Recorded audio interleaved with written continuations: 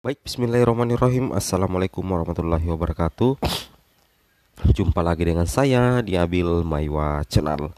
Jadi teman-teman, channel ini merupakan channel pendidikan tempat kita berbagi tentang aplikasi pendidikan, Microsoft Office, serta tips dan triks komputer.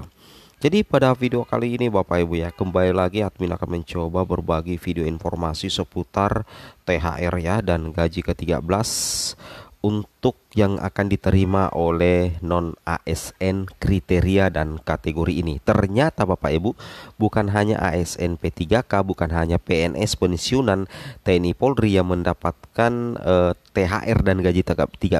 Ternyata pegawai non ASN atau non PNS juga berhak untuk mendapatkan THR dan gaji ke-13 dengan kriteria kategori ini Bapak Ibu ya.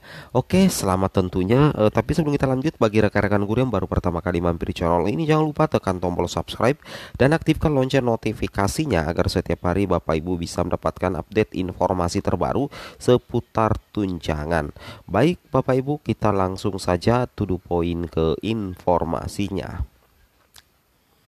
Nah, kita langsung saja ke aturan resminya Bapak Ibu. Ini berdasarkan PP atau Peraturan Pemerintah Republik Indonesia nomor 15 tahun 2023 tentang pemberian tunjangan hari raya dan gaji ke-13 kepada aparatur negara, pensiunan, penerima pensiun dan penerima tunjangan tahun 2023.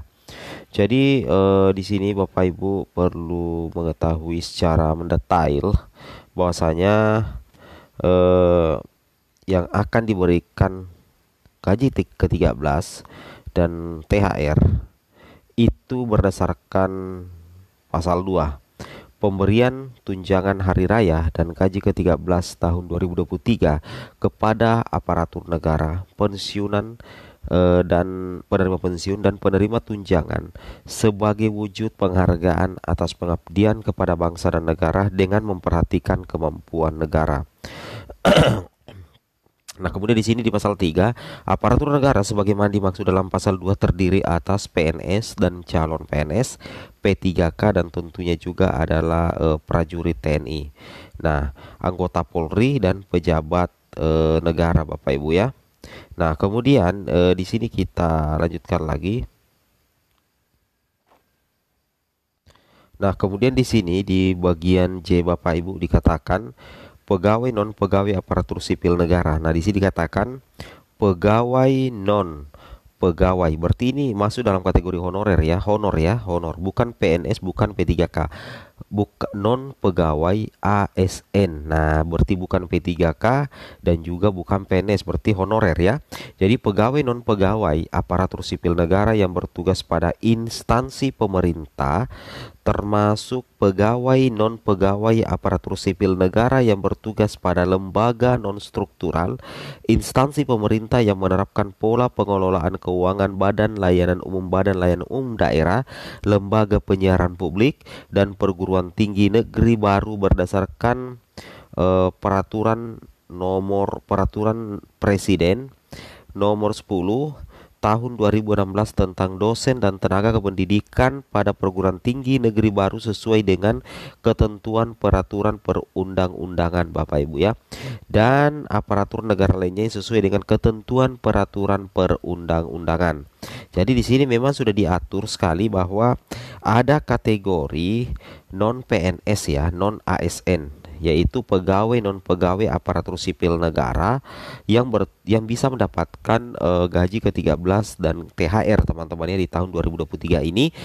Kategori dan kriterianya itu adalah bekerja pada instansi pemerintah, termasuk pegawai non pegawai aparatur sipil negara yang bertugas pada lembaga non struktural, instansi pemerintah yang menerapkan pola pengelolaan keuangan, Badan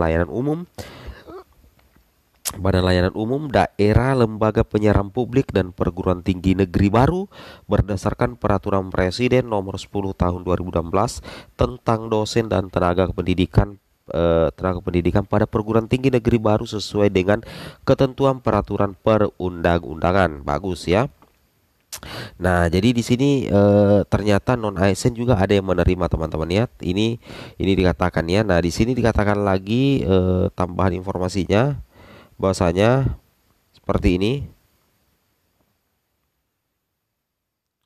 Nah, di sini di pasal 4 dikatakan pegawai non pegawai aparatur sipil negara sebagaimana dimaksud dalam pasal 3 ayat 3 huruf J harus memenuhi persyaratan sebagai berikut. Nah, inilah syarat dan kriteria bagi pegawai non pegawai ASN untuk bisa menerima gaji ke-13 dan THR. Yang pertama adalah berstatus sebagai warga negara Indonesia. Yang kedua, pada saat peraturan pemerintah ini diundangkan telah melaksanakan tugas pokok organisasi secara penuh dan terus-menerus paling singkat selama 1 tahun sejak pengangkatan atau penandatanganan perjanjian kerja.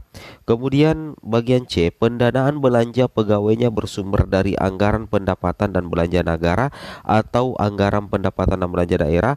D, diangkat oleh pejabat yang memiliki kewenangan atau telah menandatangani perjanjian kerja sesuai dengan ketentuan peraturan perundang-undangan. Nah, inilah 4 ya Bapak Ibu, 4 kategori pegawai non ASN yang bisa mendapatkan gaji ke-13 dan tentunya juga THR. Dalam hal pegawai non pegawai aparatur sipil negara belum melaksanakan tugas pokok organisasi secara penuh dan terus-menerus paling singkat selama 1 tahun sebagaimana dimaksud pada huruf B, tunjangan hari raya atau gaji ke-13 dapat diberikan apabila. Nah, jadi kalaupun misalkan teman-teman non ASN itu belum melaksanakan tugas pokok organisasi secara penuh dan terus-menerus, tetap bisa diberikan THR dan gaji ke-13 apabila jadi ada beberapa pertimbangannya Bapak Ibu ya. Yang pertama, telah menandatangani perjanjian kerja dengan pejabat yang memiliki kewenangan sesuai dengan ketentuan peraturan perundang-undangan, dan dalam perjanjian kerja dimaksud telah dinyatakan berhak menerima tunjangan hari raya atau gaji ke-13.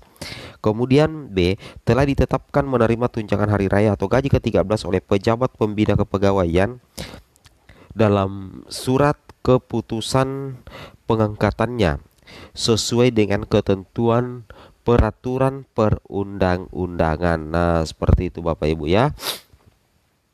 Ini sangat luar biasa Bapak Ibu, bahwasanya non ASN termasuk non pegawai negeri sipil itu ada aturannya untuk bisa mendapatkan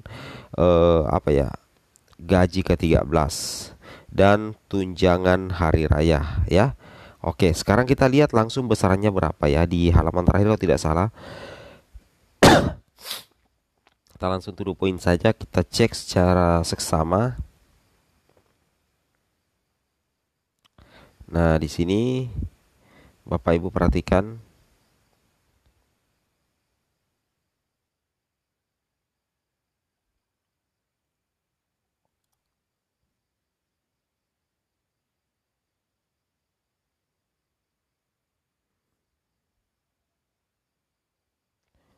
Nah, di sini